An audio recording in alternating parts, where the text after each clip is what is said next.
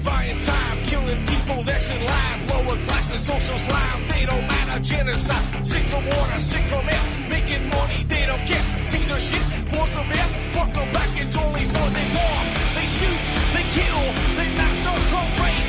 They burn the kids, no one makes countries. Laugh to your face, fight and die. Cause God forgives.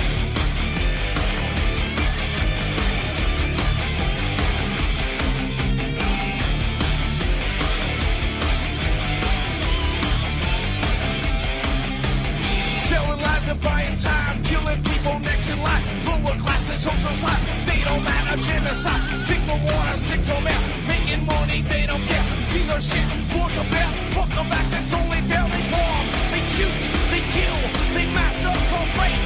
They burn the kids, no one makes countries.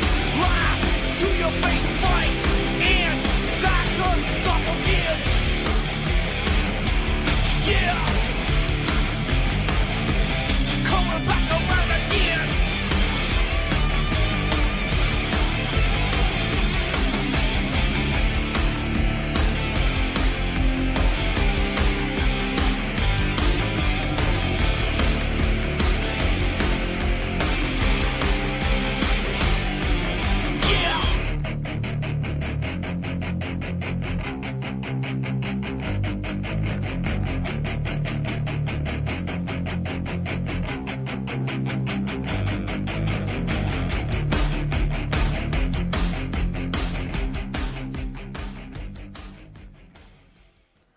Okay, welcome to the show. I'm your host, Ron Stevens. This is Game On right here on UCY.TV, best little network on the internet, bar none.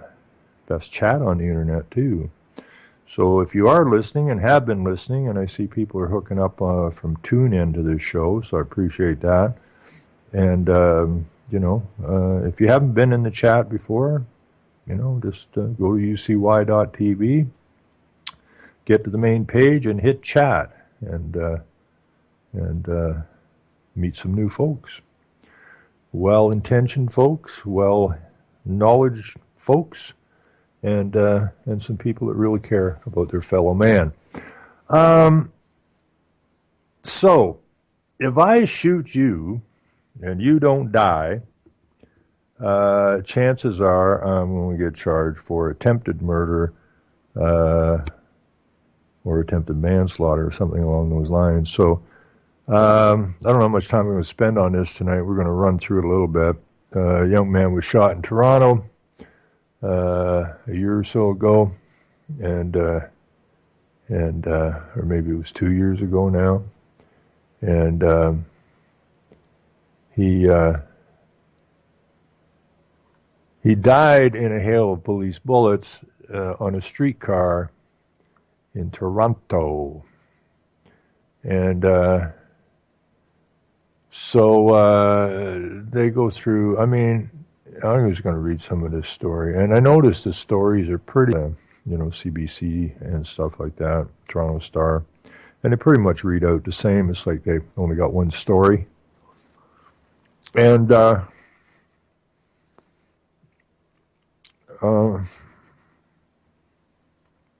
so the cop pumps 9 shots into a kid on a streetcar, holding a penknife. Nobody else on the streetcar. No chance he can do anybody any harm. And James Fusello, Constable James Fusello, Toronto police officer, shot him 9 times. Shot him, I think it was 3 times. I'll find out when I go through this. Anyways, he's been found guilty of attempted murder in the 2013 shooting death of Sammy Yatim. And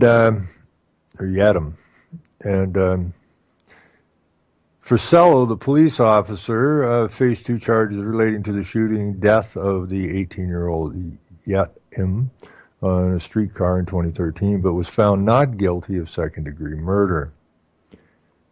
The jury believed Fusello was justified in firing the first 3 shots at the kid, but not the second round of shots. as I go through this story, I'm sure a lot of the listeners already are well aware of this story, and it brings to light some extraordinarily important things, and we're going to try and touch on them in the next hour so that people understand what the hell actually going on here. So they say the jury believed that this officer was justified in firing the first 3 shots at the young man, even though the young man posed no immediate danger to anyone, anywhere. But not the second round of shots, and hence was guilty of attempted murder.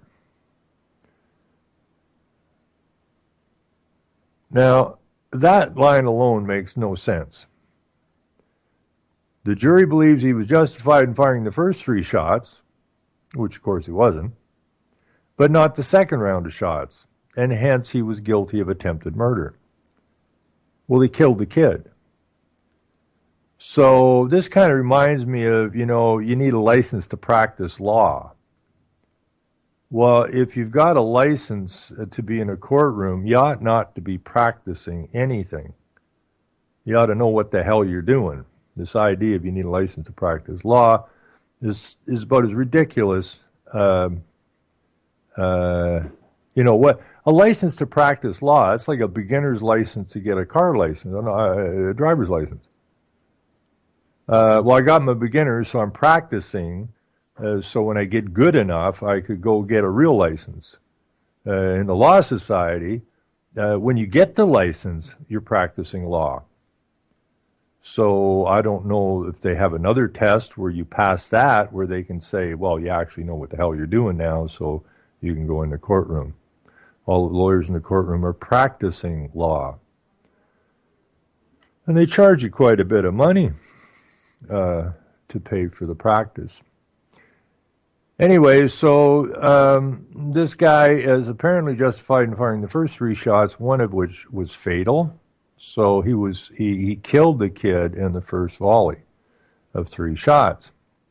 The kid's laying on the floor, and then this goomer, Frisello, decides that, well, he still poses a threat. Now, he shot him at close range, and the kid's laid out on the floor, and somehow this doofus, in his mind, somehow justifies shooting him something like, I think it was 6 more times or something, because this kid he just shot 3 times at close range somehow poses a threat to someone. Of course, that's impossible. And so the kid was already fatally shot before he shot the second round. And there's the jury saying that he wasn't justified in the second round of shots, therefore he was guilty of attempted murder. Now, only in the legal system could an outcome like that somehow qualify itself as reasonable outcome. But then the legal system's a fictional world, and this is obviously a fictional sentence. You can't kill somebody and then say you attempted to kill him when you killed him. You can't go there. But they went there anyways. And so the jurors reached this verdict Monday after 6 days of deliberations. Frisello, 32, had pleaded not guilty to both charges at the start of his trial, which began in Toronto at the Superior Court. Peter Brody, Frisello's lawyer, said he has filed a stay of proceedings, making the argument there has been an abuse of process in the conviction. Brody added he was concerned about the compromised jury and said it was trial by YouTube, a reference to the online video of the shooting taken by a bystander. If a stay is granted, Frisello will again be presumed innocent. This process is far from over, said Brody. Yatim's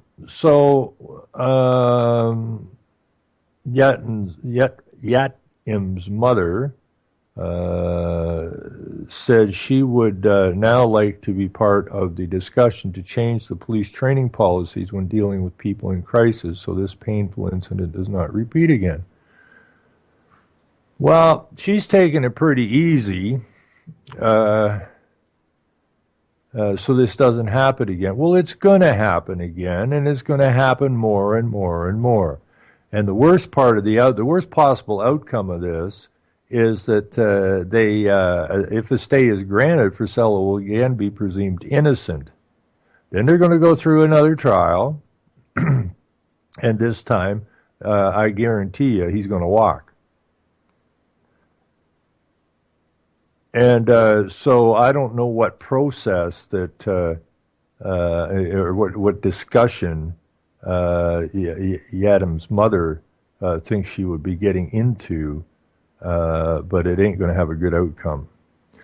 Anyways, she goes on, nothing in this world will compensate me for the loss of my son, nor will anything bring him back to me, she said, but I would like to, for the sake of this great country, for the police to remain a source of confidence, security, and respect for all people. Now, either this woman has no clue, or they've already got to her. Your son's standing on a streetcar, tells the bus driver he'd like to talk to his father, and moments later, he's dead. And the mother somehow says, but I would like, for the sake of this great country, for the police to remain a source of confidence, security, and respect for all people. Well, first of all, Mom, the police do not respect the people. The police do not serve the people. Okay, they serve people. They serve them bullets. They serve them papers. They go with the sheriff when people are wrongfully removed from their homes. They write a hell of a pile of tickets. So I guess in that sense they serve, but they ain't serving the people. And this ain't a great country. This is a corporation. Make no mistake about it. This is a corporation. Canada is not a great country. It is a great deception. Okay? It's a great corporate deception posing as your government.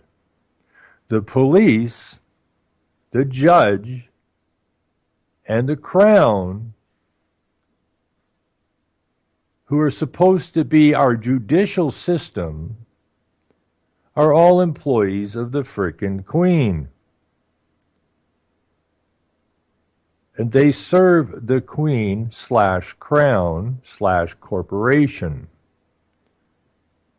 They do not serve the people, none of them, not the judges, not the crowns, and certainly not the police, and definitely not the politicians who write the statutes and the rules and the regulations and the acts that allow the police, the judges, and the crowns to get away with what they get away with. Because all politicians take their oaths to the Queen, not the people, not the country. Okay, they take their oath to the Queen / crown / corporation. They have no responsibility to you whatsoever. None. They only have responsibility to the Queen Crown Corporation. When was the last time you saw police standing up for a group of protesters? You never have. And if we don't change things, you never will. Doesn't matter what corporation's doing what, okay, whether they're stealing your water, or they've destroyed your electrical system, or they're driving pipelines through. It makes no difference what the protest is whatsoever. You will always see the police on the side of the corporate entity of which the people are protesting against. Now, if you don't get that by now, I hope you do. I hope this nonsensical this nonsensical verdict gets you to at least think. Just try it. It's actually fun to think. Okay? To be spoon-fed this garbage that you've been spoon-fed since the day you were born has got to stop. You've got to deal with reality sooner or later. Anyway, so we go on here. Let's see here.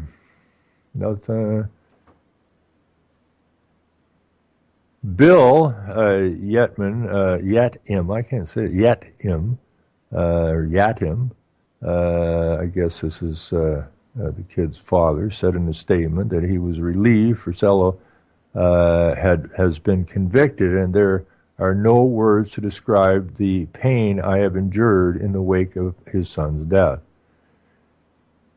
In Sammy's final moments, court heard the teen ask the streetcar driver for a phone so he could speak with his father. That fact still haunts Bill, the father. I often wonder what would have happened if he had been able to reach me, and if the police response had been different, he said in his statement, which, like his wife's statement, called for changes for the way police deal with people in crisis. Sammy's father closed the statement by saying, this simply cannot happen again. Well, it's been happening. And it will continue to happen unless things get changed. I mean, that guy from, where was he from? Poland, I think it was, out there in or somewhere, Poland, Ukraine, somewhere, couldn't speak English or whatever. It was at the airport in Vancouver, and they tasered poor bugger to death.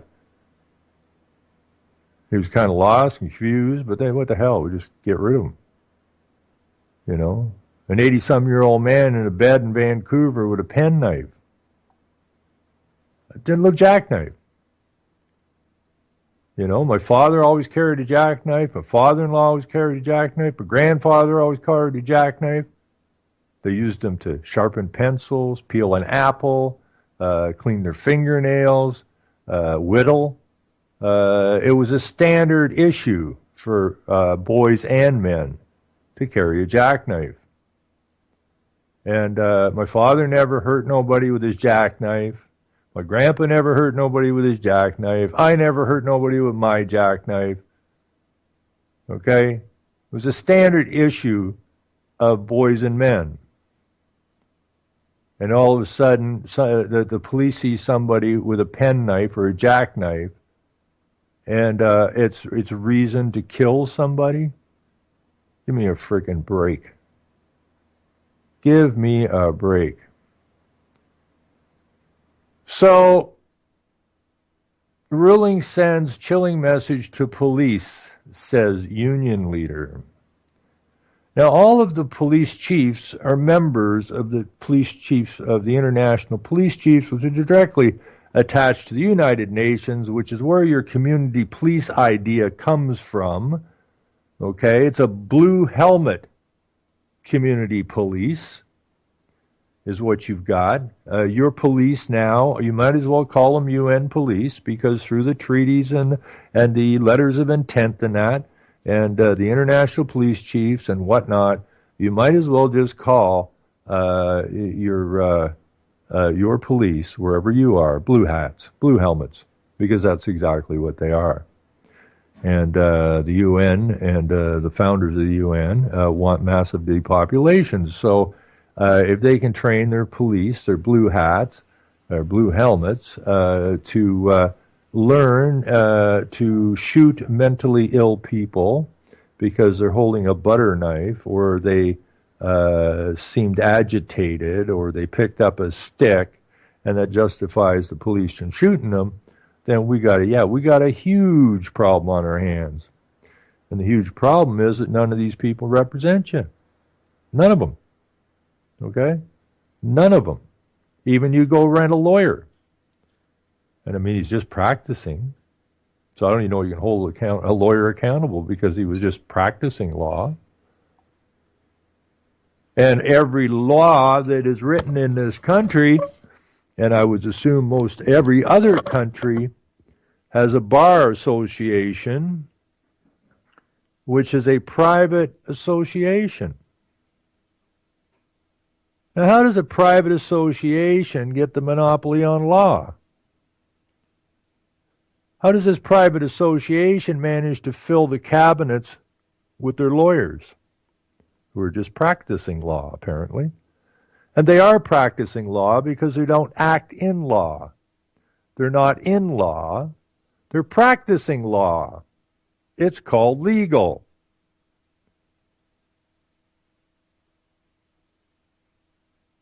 Which is commercial, which is corporate law, if you will. I don't even like to use the word law, attaching it to a lawyer, because it's a fraud. This whole law game is a fraud. Color of and force of. Well, the guy Frisello that shot that kid on the streetcar, that's the force. And the lawyers who end up bringing forward the policies for these acts, like the Police Act, and the legislature, which is made up, at least the top end of the legislature, the cabinet, that you will find it's full of what? Lawyers. And why do they make these acts like this? And that why do they come up with these idiot verdicts? Because they're all in the same house. It's a club. It's a freaking club. And they protect the members of their club. Period. So we have these people being killed who have harmed no one. Law states if you've harmed no one, then you've broken no law. Sammy didn't hurt anybody. He may have been somewhat agitated. He may have been somewhat confused. He may have been somewhat depressed. Who the hell knows? But he didn't harm anybody. And if he didn't harm anybody, then he didn't break a law. And if he didn't break a law, you got no right to bring him in front of a jury, let alone shoot his ass off. Now, who caused the harm here? Frisello. He killed a young man. Sammy didn't hurt anybody. He wanted to talk to his dad. Now they're going to appeal this, apparently, and they'll wiggle some stuff around here again. And if Frisello doesn't go to jail over this, then guess what? They just set the blue helmets loose on you. Because if they can't nail this son of a bitch for what he did there, and they let him off, and he doesn't do any jail time, then that is the green light for them to heap any amount of abuse they want on you. Because you see, they treat you, even though you're not a Walmart employee, you're a subject of the crown. You are subject to the crown. And who brings the laws forward is the bar.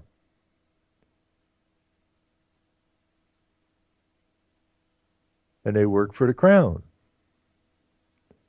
And they have a monopoly. And the police have a monopoly on force, or the government has a monopoly on force, and they sick these so-called peace officers upon the unsuspecting people. And people have been making, I saw some excuse.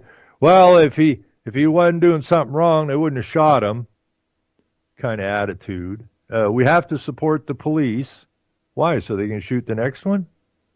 And they're going to support him again, make up some cockamamie excuse for why somebody that wasn't hurting anybody, like an 80-some-year-old man in a bed in Vancouver Hospital, who was maybe a little bit upset about something, certainly wasn't going to hurt anybody, and bring in the RCMP and taser the living snot out of him. An 80-some-year-old man laying in a hospital bed. This is how we treat each other?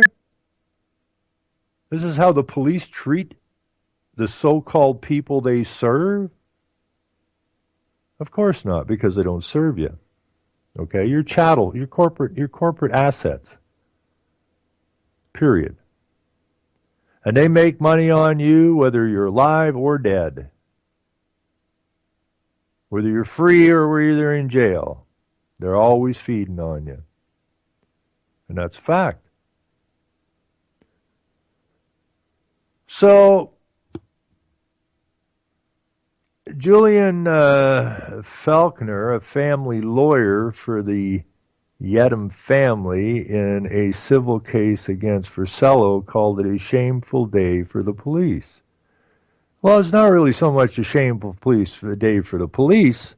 It's a shameful day for everybody that lives on these lands that we mistakenly call Canada. Because you can't live in Canada because it's a chunk of paper, and I don't think 34 million of us could curl up in a piece of paper. So this idea that we live in Canada is just another fictional story that was fed to you. But he says it's a shameful day for the police. No, the police doing what they do, right? And the Police Act basically says they can do it. And they are not there to serve you. They are not there to protect you. They're there to protect the corporate interest. And again, that's why you will never see the police on the processor side of the line. Ever.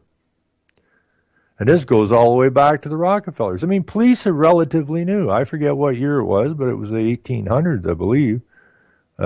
First real police force was in London, or in England, or maybe London. And these guys were just stable boys. That's where the police came from. They were stable boys.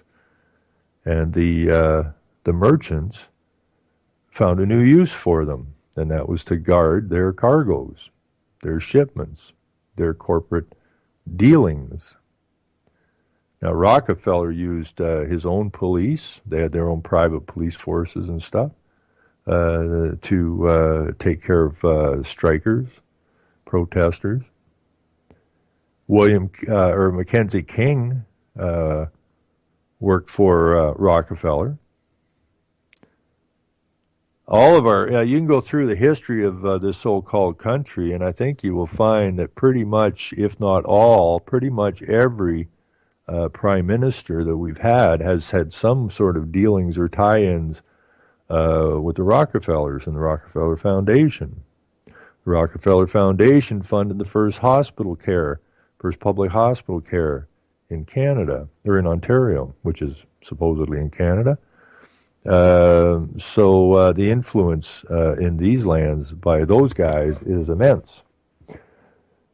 So the police are corporate police because the country's a corporation and they protect the interests of those who are running the corporation.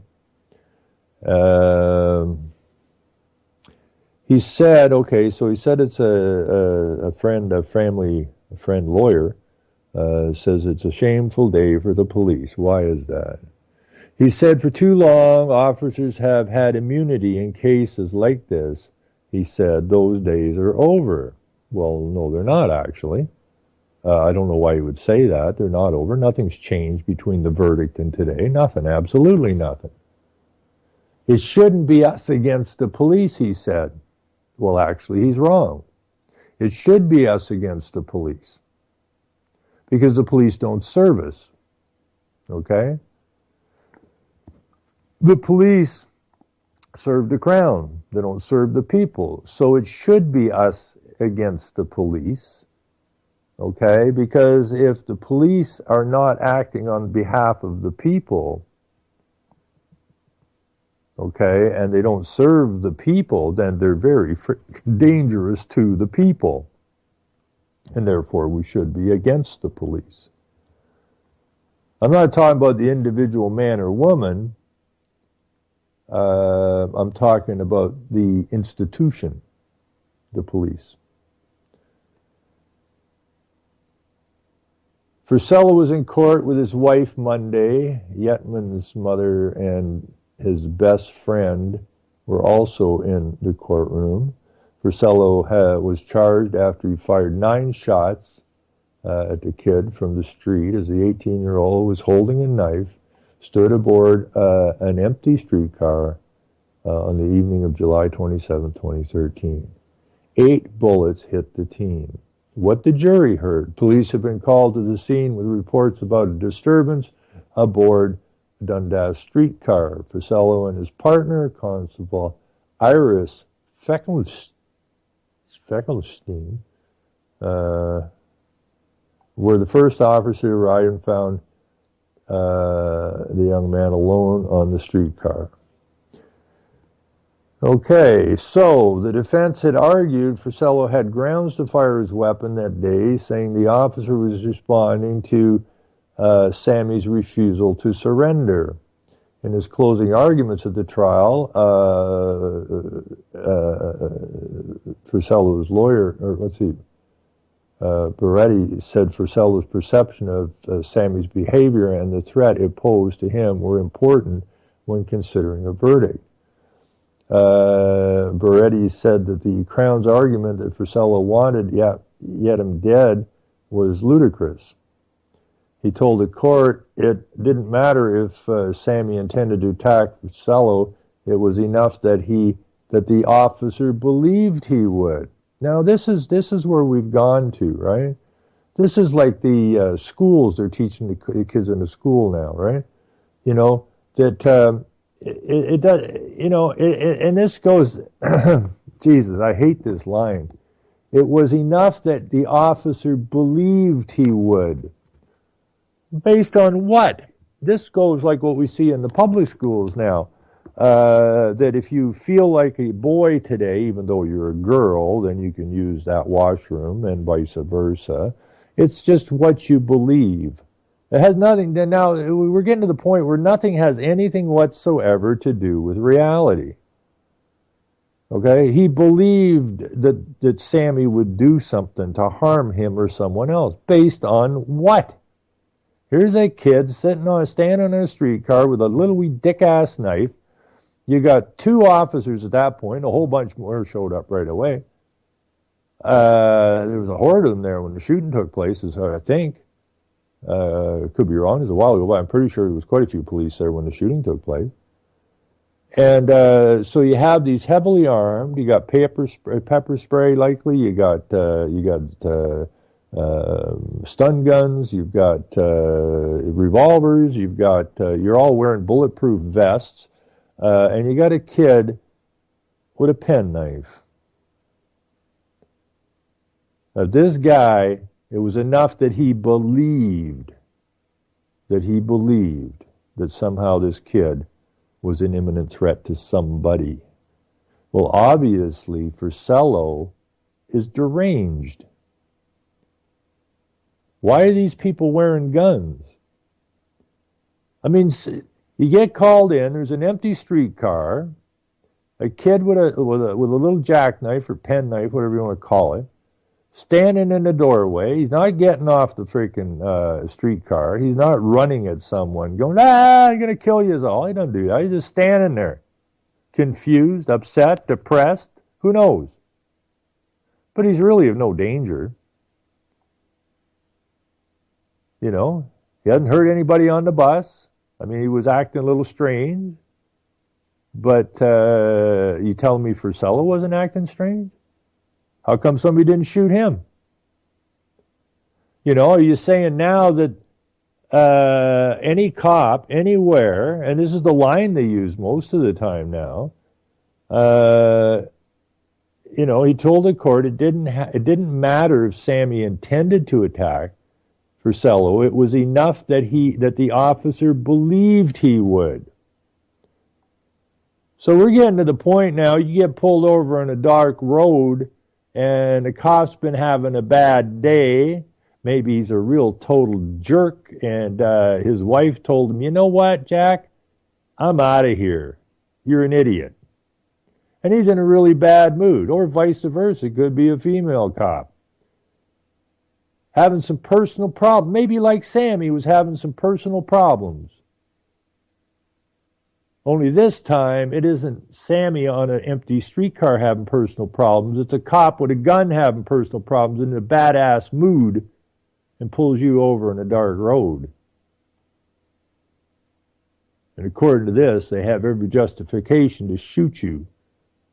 Because it doesn't matter if Sammy intended to attack Porcello. It was enough that the officer believed he would.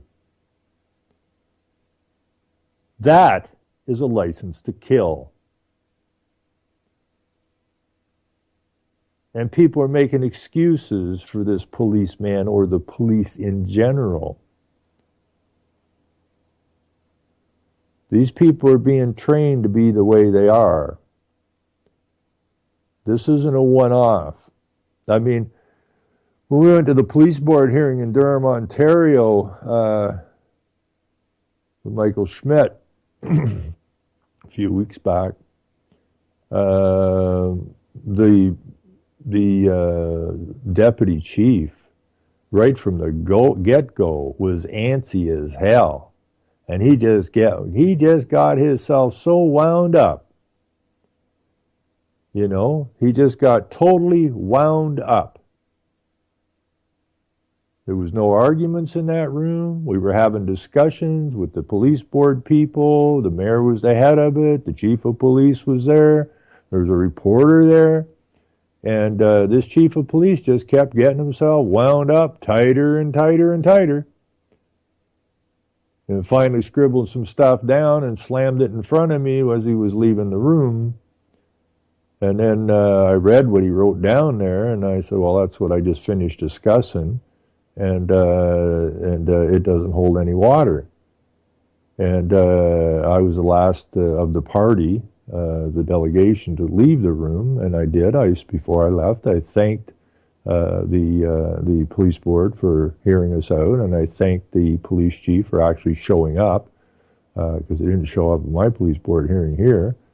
And but when I left the room, there was Mr. Antsy standing there, arms folded, looking very authoritarian, and I went over to him. I just showed him what he wrote down, and I said, none of this has any validity whatsoever. None of these things you gave me have any teeth. Okay? And then I went to leave, and then he started getting mouthy. And he's breathing down my neck. I'm waiting for him to jump me, for crying out loud. He was that close. And then we get near the front doors, and he's starting to threaten me with arresting me for trespass. Now, if I'd been the only one in the building with that guy, would he have shot me? I don't know. Maybe he felt threatened. I never so much as raised my voice to the man. And these people got guns. The Crown I'm going to carry on here, the Crown had argued Porcello's actions were unnecessary and unreasonable. Well, absolutely. But the Crown and the lawyers all came from the same place. This is the problem. The Crown and the lawyers all came out of the same house, the bar. So they're all buddies. They're all working for the Crown. They're all working for the Queen. They're all working for the corporation. The Crown had argued Porcello's actions were unnecessary and unreasonable. Absolutely. So we work our way as we go through this thing. Anyways, in closing arguments, Prosecutor Millen, Ruppick, characterized Porcello as a hothead and a bully who expected Sammy's immediate submission. Ruppick said Porcello could have used other options before resorting to legal force. But right back up here, it doesn't matter. It was enough that the officer believed that Sammy would do something weird, even though he didn't. Nearly the entire confrontation between Porcello and Sammy was captured on surveillance cameras inside the streetcar and by cell phones held by onlookers. The videos were played for the jury throughout the trial. The jury also heard Sammy had consumed the drug ecstasy before he boarded the westbound streetcar. Okay, that explains a hell of a lot. So the kid is messed up on ecstasy.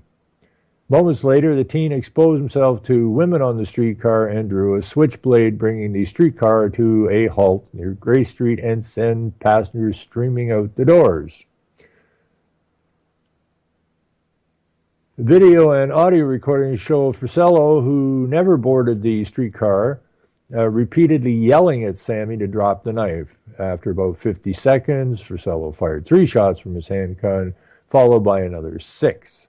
The officer said during cross-examination by the Crown that he did not lose his cool during the confrontation. He said he stood by his decision to fire the initial 3 shots, but said that in hindsight he would not have fired the second volley. Doesn't matter. You killed him with the first 3 shots.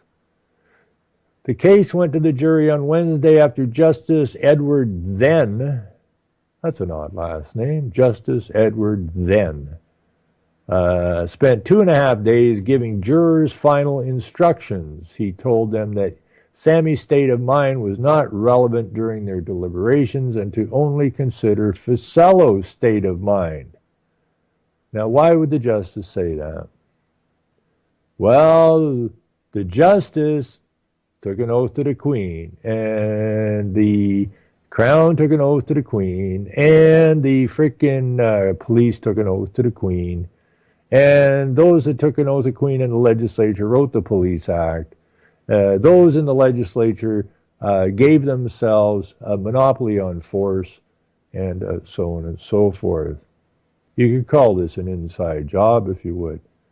The judge also told jurors that they must decide whether they believe Frisello's testimony that he didn't intend to kill Yetman when he shot him, and whether, as Frisello testified, he believed the shooting was necessary for his safety and that of others.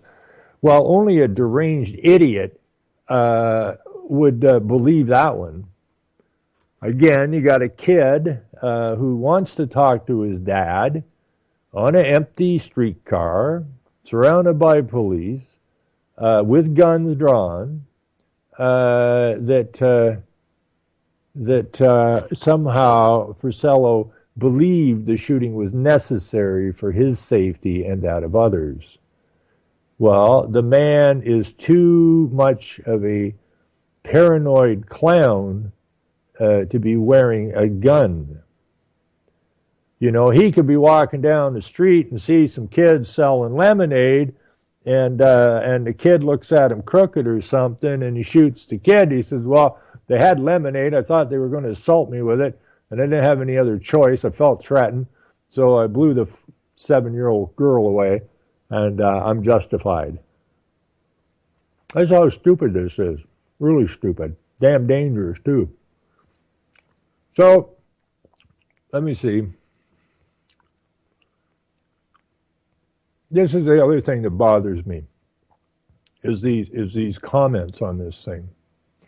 Here's some comment from Wombat. After the first 3 shots, did Sammy still have the knife in his hand? If not, 6 more shots is truly overkill. What are you saying, you twit? The kid's laid out on the floor of the streetcar after being shot 3 times at close range. And your question is, did the kid still have the knife in his hand?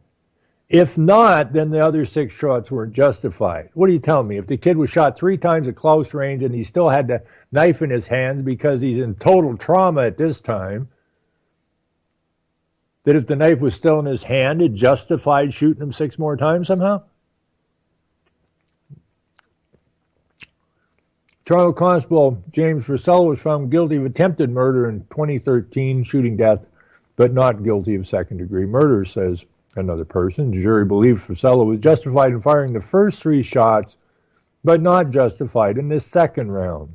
Hence guilty of attempted murder. Huh? Now, either these are trolls that are posting this, because I would hate to think that the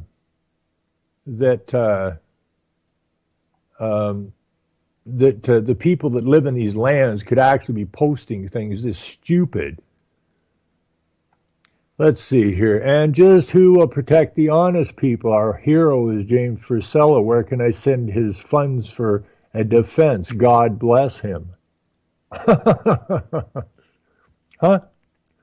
I may be misguided in thinking that if you're guilty of attempted murder and the person dies, then you're a murderer. Exactly. Personally, I disagree with the jury. There was no one at risk if Sammy Elton had been left alone until he cooled down or got hungry or went to sleep, yada, yada, yada. I feel the first shot was attempted murder, and that James Frisella should never have been hired into this position.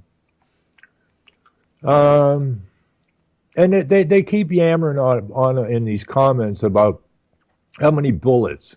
Was 9 too many? Would 6 have been better? Should he just laid off at the first 3? I don't think people get what's going on here at all. Okay, in fact, I'm sure.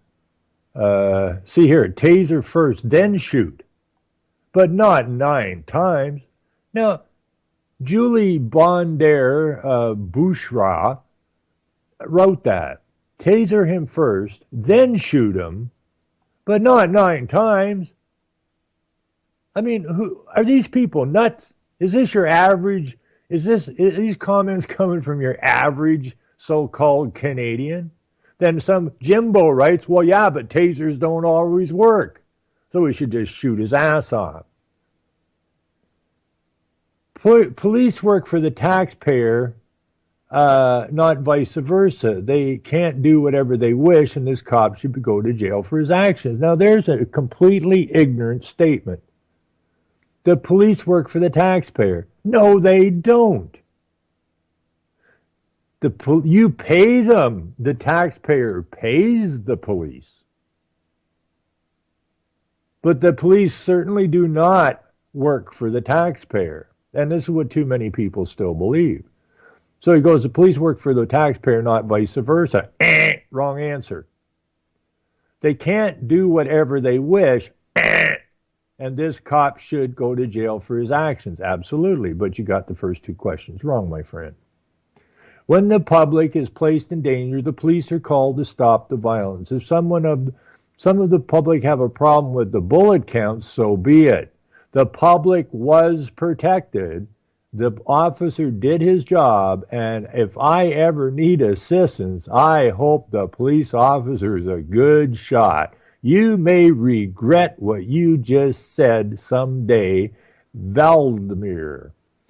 Nice little Russian name there. Except that Sammy was isolated in that streetcar by himself. He was surrounded by police on all sides, and he was not attempting to leave the streetcar or charge the police. For that, he got a full clip, and then got tasered to boot. This was excessive and needless. That's all you got to say about that? Blackie, that's all you got to say about it? This was excessive and needless? Well, here we got one from the voice of reason. It is lucky that none of those 9 bullets didn't miss and hit an innocent passerby across the street. Firing 9 shots in a crowded urban street is not protecting the public. Yes, but they're not hired to protect the public. Okay? Everybody's got to get that through their thick skulls. The police are not hired to protect the public. They are hired to protect those they took an oath to, those they serve. And they serve the corporate interests. Let me see here. Let's see. It is not ironic that in the middle of a trial of a police officer excessive use of a firearm, the police are given assault rifles. Really, exactly. And then John Kelly replies, there's nothing ironic about it. Our police officers should have these long-barreled weapons years ago. Pretty sad when you're faced with a person who has a rifle and all you have to protect yourself or the public is a handgun. Okay, how much trouble are we in here, folks? A lot. This is nuts. But this is your so-called country. And it ain't your country. Okay? It needs to become our country. It most desperately needs to become our country. We most desperately need to get back to law. Because if we can't get back to law, this is just going to continue to escalate. Okay, as more and more of our lives are controlled by the United Nations and the people that set up the United Nations, and the same guys that set up Israel. That was the purpose of World War II, to set up the United Nations and Israel. Our politicians are all licking Israel's butt. There's a reason for it. And we can't sign enough UN treaties and sign enough statements of intent. Of course, the people never know about it. So you know that your politicians are not serving you, okay? Or they would not be signing these agreements. They would have never signed on as a state of the United Nations. They would have never signed on to these treaties. But people are waking up, I guess, so that part of it's good. But anyways, there's a video here. I don't know if anybody's seen this video or not, but this, I think this is the video. Let me just click on it here. We ran into a problem loading this video. Let's see if we can get it here. Try this again, see if it'll play. I'm sure a lot of people have seen this particular video, and if it will play, come on, play.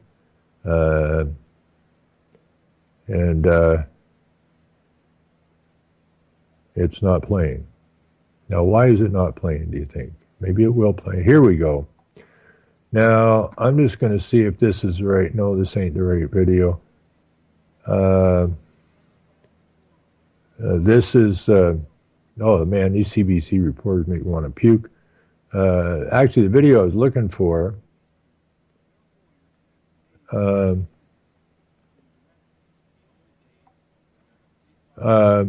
this is not... I was looking for the video. Maybe this one's it. And if it is, okay. I just... at least I got a couple minutes later. I'm starting to trip up here a little bit, but I'm trying to do this. I think this is it. And if there's any moment in a video that shows you what the game is, here we have heavily armed police. Yeah, this is it. It's only a 1 minute. So we've got police wearing actually face masks. The one guy looked exactly Chinese, which would be the Chinese coming in, the blue helmets.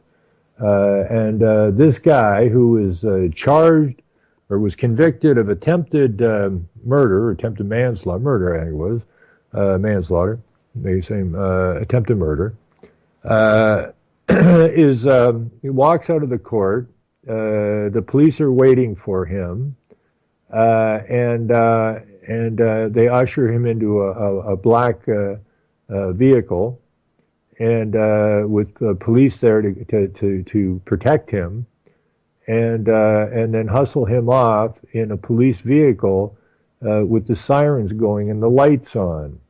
Okay? So who actually was charged with this offense? The man or the officer, which is a title? Okay? If it was the man that was charged, and see, they charged the police officer. That's a fiction. Okay? Officer so-and-so. They didn't charge the man with attempted murder. They charged the officer with attempted murder, which is just simply a title. It was the man that pulled the trigger, but it wasn't the man that was on trial. And you know it wasn't the man on trial. You know it was the officer because it was the police that took him away. Okay? So you know what's going on here. Anyways, I'm going to throw this in the chat. And you can watch the two videos. If you're from some other country and aren't aware of this, then fill your boots, have a look at it. But we are in some serious times here. And, when I read some of these comments, it really makes me want to throw up. But then I have a feeling an awful lot of these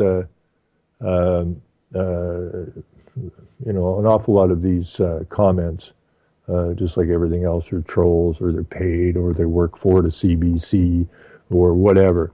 But we are and have been for a very, very long time in both the psychological and the spiritual war.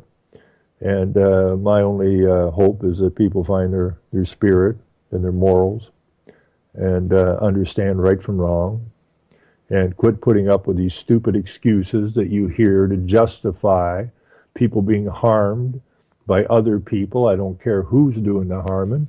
If you harm someone, you are guilty of breaking the law. And, what can we use the same thing, that this idea that it doesn't matter whether or not there was any intent on the other party, but I felt threatened. And therefore, because I have a gun, I get to shoot you. Now, does that work from the other side? If a cop pulls up to somebody on a dark street and the cop gets uppity, I mean, some of these cops get very uppity over a stupid thing like a parking ticket, can you feel threatened? Can you protect yourself? Can you shoot a cop and go to court and say the guy was out of his freaking rocker, he was threatening me, he had a gun, I was scared to death, I didn't know what to do, I'm alone out here in the dark, so I shot him. But you killed him. No, it's not murder, it's attempted murder with cause, justification. Can you get away with that? That ain't the way the game's set up. So you got to give this stuff some thought, people.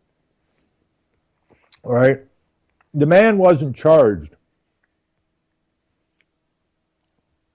Versello was not charged, okay? His entity was charged, okay? And that's why he got hauled away. That's why he got protected by the police.